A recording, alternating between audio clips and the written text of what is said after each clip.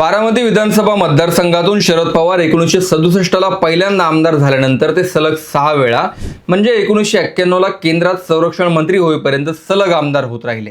त्यांच्या राजीनाम्यानंतर 1991 च्या पोटनिवडणुकीत दिवंगत अजितदादांनी विधानसभेत पहिल्यांदा एंट्री केली आणि या एंट्रीनंतर अजितदादा 1991 ते 2024 पर्यंत सलग 8 वेळा आमदार झाले। बारामती लोकसभा मतदारसंघातूनही आधी शरद पवार आणि नंतर सुप्रिया सुळे सलग 4 वेळा निवडून आल्यामुळे या मतदारसंघात पवारांचे विरोधक अक्षरशः नाहीसे झाले। या काळात महादेव जानकरांपासून ते गोपीचंद पडळकर यांच्यापर्यंत अनेकांनी पवार कुटुंबाला टक्कर दिली, पण कित्येक उमेदवारांना आपलं डिपॉझिटही वाचवता आलं नाही। अजितदादा हे तर बारामती विधानसभेतून राज्यात सगळ्यात जास्त मतांनी निवडून येण्याचा विक्रम करत राहिले। पण अजितदादांच्या निधनानंतर आता जी पोटनिवडणूक लागली आहे त्यात एकतर सगळी समीकरणं बदलताना दिसतायत किंवा ही निवडणूक बिनविरोधही होऊ शकते। दोन शक्यता आहेत। समीकरणं बिघडण्याचं कारण म्हणजे जे अजितदादांकडे पाहून इथला प्रत्येक जाती धर्मातला माणूस मतदान द्यायचा ते अजितदादा सध्या हयात नाहीत आणि त्यांच्यानंतर सुनेत्रा वहिनी संभाव्य उमेदवार आहेत। पण निवडणूक बिनविरोध करण्याला विरोध करत लक्ष्मण हाके मैदानात उतरलेत आणि बारामतीतल्या ओबीसी समाजाच्या बळावर त्यांनी निवडणूक लढण्याचं जाहीर केलंय। हाकेंचे समर्थक बारामतीत लढण्याची तयारीही करतायत, पण खरंच बारामतीत या सहानुभूतीच्या लाटेतही लक्ष्मण हाके तग धरू शकतील का? बारामती विधानसभेत जी जातीय गणितं आहेत ती या निवडणुकीत दिसू शकतात का, हेच मी या व्हिडिओत सांगणार आहे। नमस्कार, मी विशाल, तुम्ही पाहताय story.com। बारामतीतून अजितदादा 2024च्या निवडणुकीत पवार कुटुंबातलाच विरोधात उमेदवार असतानाही साधारण 1 लाखांपेक्षा जास्त फरकाने निवडून आले। 2019ला त्यांच्या विरोधात जेव्हा गोपीचंद पडळकर होते तेव्हाही अजित पवार 1.25 लाख मतांच्या फरकाने निवडून येऊन राज्यातले सर्वाधिक मतांच्या फरकाने जिंकलेले उमेदवार ठरले होते। अजितदादांच्या विरोधात इथे कायम स्थानिक नेत्यांनी निवडणूक लढवली, पण बारामतीतला मतदार कायम अजितदादांच्या मागे राहिला। सुप्रिया सुळे 3 वेळा निवडून आल्या, त्यातही बारामती विधानसभा मतदारसंघाने म्हणजे अजितदादांच्याच मतदारांनी त्यांना तारलं होतं। बारामती विधानसभा हा ओबीसी बहुल मतदारसंघ असला तरी इथे जातीय गणितावर निवडणूक कधीच झाली नाही, कारण अजितदादांना मानणारा वर्ग प्रत्येक गावखेड्यात आहे आणि फक्त उमेदवार कोण यावर आधारितच ही निवडणूक असायची। मात्र अजितदादांनंतर आता समीकरणं बदलताना दिसतायत। लक्ष्मण हाके लोकांमध्ये जाऊन पटवून देत आहेत की अजितदादा गेल्यानंतर त्यांचं कुटुंब तिसऱ्या दिवशी शपथ घेत असेल तर दुखवटा फक्त सामान्य लोकांनीच का साजरा करायचा? अजितदादांचं हे नियोजन हे इथे वेगळं असायचं, जे पवार कुटुंबातल्या दुसऱ्या कोणालाही जमणार नाही, असंही हाकेंचे समर्थक सांगतात। बारामती मतदारसंघात एकूण 3.5 लाखांपेक्षा जास्त मतदार असले तरी प्रत्यक्षात मतदान 60 ते 70% होतं। या मतदानामध्ये सर्वात मोठा मतदार हा धनगर समाज आणि एकत्रित ओबीसी समाज, त्यानंतर बरोबरीतच मराठा आणि मुस्लिम असाही आहे। बारामतीच्या धनगर समाजाचं प्राबल्य पाहता पवार कुटुंबाने स्थानिक राजकारणात नेहमी धनगर नेत्यांना स्थान दिलं।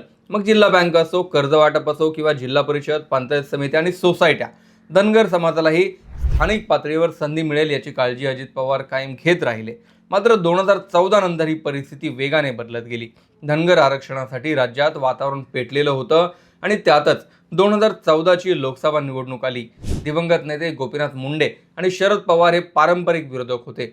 अजितदादा गोपीनाथ मुंडेंना बीडमध्ये जाऊन पाडण्याचं आव्हान द्यायचे, तर गोपीनाथ मुंडे बारामतीत येऊन पवार कुटुंबातल्या उमेदवाराला पाडण्याचं। 2014ला हे समीकरण जुळून आलं आणि गोपीनाथ मुंडेंनी त्यांचा हुकमे एक असलेले महादेव जानकर यांना बारामती लोकसभा लढायला लावली। महादेव जानकर हे जिंकून येण्यापेक्षाही त्यांचा पक्ष वाढवण्यासाठी महत्त्वाकांक्षी होते आणि त्यांनी ही निवडणूक कमळाच्या चिन्हावर न लढवता रासपच्या चिन्हावर लढवण्याचा निर्णय घेतला। गोपीनाथ मुंडे यांचा आग्रही त्यांनी अमान्य केला। तरीही अत्यंत चुरशीच्या झालेल्या लढतीत महादेव जानकर यांनी बारामतीतून 4.5 लाख मतं घेतली। एरवी 2.5 ते 3 लाखांच्या फरकाने एक हाती विजय मिळवणाऱ्या सुप्रिया सुळे फक्त 69,000 मतांनी जिंकल्या आणि पवार कुटुंबाला बारामतीत पहिला हादरा बसला। 2014ला जे घडलं ते आधी कधीही घडलं नव्हतं आणि त्यानंतरही कधी घडलं नाही। 2019 आणि 2024च्या ही निवडणुकीत सुप्रिया सुळेंचं लीड वाढलं आणि त्या 1.5 लाखांपेक्षा जास्त फरकाने निवडून आल्या। पण 2014ला जो बदल पाहायला मिळाला तो अभूतपूर्व होता आणि जानकरांनी जर भाजपच्या चिन्हावर निवडणूक लढवली असती तर सुप्रिया सुळे यांचा पराभव निश्चित होता, असं विश्लेषण नंतर केलं जाऊ लागलं। मात्र या लोकसभेत बारामती विधानसभेवर अजितदादांची जी पकड होती त्यामुळे सुप्रिया सुळे सही सलामत निवडून येऊ शकल्या। धनगर समाजाने याआधीही बारामती असेल किंवा माढा महादेव जानकरांच्या मागे आपली ताकद उभा करून पवारांची ही दमछाक केली होती. मात्र भाजपची सत्ता आल्यानंतर आपल्याला दिलेला शब्द भाजपही पूर्ण करत नाही हे पाहून धनगर समाजाने पुन्हा एकदा पवारांच्याच मागे उभा राहण्याचा निर्णय घेतला. 2019ला सांगलीत 3.5 लाख मतं घेणाऱ्या गोपीचंद पडळकर यांनी अजितदादांच्या विरोधात भाजपच्या तिकिटावर निवडणूक लढवली. पण फक्त 10 दिवस आधी तिकीट मिळाल्या पडळकरांना अजितदादांच्या विरोधात मोर्चेबांधणी जमली नाही आणि अजितदादा विक्रमी मतांनी पुन्हा निवडून गेले. आता जी निवडणूक होते त्यात हाके समर्थकांना विश्वास आहे की लोक सहानुभूतीच्या ऐवजी उमेदवाराचा विचार करतील. लक्ष्मण हाके यांच्या मते ही अनुकंपा तत्वावरील निवडणूक वाटते आणि ओबीसींचा इथे आवाज किती मोठा आहे ते किमान दाखवण्यासाठी निवडणूक लढायची आहे. सुनेत्रा पवार जिंकून आल्या तरीही आमचा आवाज किती मोठा आहे ते पवार कुटुंबाला पुन्हा एकदा दाखवून देऊ असं हाकेंचं म्हणणं आहे. हाकेंनी गेल्या 2 ते 3 वर्षात बारामतीत अनेक आंदोलनाने मोर्चेही काढलेत. थेट अजितदादांवर टीका केल्यामुळेही हाके विरुद्ध पवार असा संघर्ष गेल्या वर्षी पाहायला मिळाला होता. त्यामुळे हाके बारामतीसाठी नवे नाहीत आणि यामुळेच त्यांचे समर्थक त्यांना ओबीसी मतांवर स्वार होऊन निवडणूक लढवण्याचं आव्हान करतायत. यापूर्वी हाकेंनी माढा लोकसभा मतदारसंघातून निवडणूक लढवली होती. मात्र तिथे त्यांचं डिपॉझिट जप्त झालं होतं. पण बारामतीतलं गणित माढापेक्षा वेगळं असल्याचं हाके समर्थक सांगतात. याशिवाय सहानुभूती हा एकमेव फॅक्टर नसून उमेदवार हा सुद्धा एक महत्त्वाचा फॅक्टर असल्याचं धनगर समाजातील कार्यकर्त्यांचं म्हणणं आहे. अजित पवारांची गावागावात जी पकड होती आणि कार्यकर्त्यांवर त्यांचा जो प्रभाव होता तसा आता पवार कुटुंबात कोणाचाही राहिलेला नसल्याचं कार्यकर्ते सांगतात. सुप्रिया सुळे यांचाही हा प्रभाव नसल्यामुळे शरद पवारांना स्वतः लोकसभेत प्रचार करावा लागला होता. शरद पवारांनी कित्येक वर्षानंतर बारामतीत प्रचार केला होता कारण अजित पवार स्वतः विरोधात होते. अजित पवार यांच्या निधनानंतर ही निवडणूक बिनविरोध करायची असं जवळपास निश्चित मानलं जात होतं. कारण पवार गट सुनेत्रा वहिनींच्या विरोधात उमेदवार देणार नाही हेही स्पष्ट झाले. पण लक्ष्मण हाके यांनी त्यांचे जे अंदाज बांधले त्या आधारावर ते ओबीसी मतांवर स्वार होऊन ही निवडणूक लढतील असं सध्या तरी दिसतंय आणि त्यांचे समर्थक गावोगाव फिरून लोकांचं मतही जाणून घेत आहेत आणि मोर्चे बांधणी करतायत.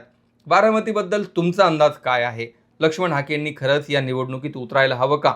तुमचं मत कमेंटमध्ये जरूर लिहा. व्हिडिओ आवडला असेल तर पुढे शेअर करा, चॅनल सबस्क्राईब करा.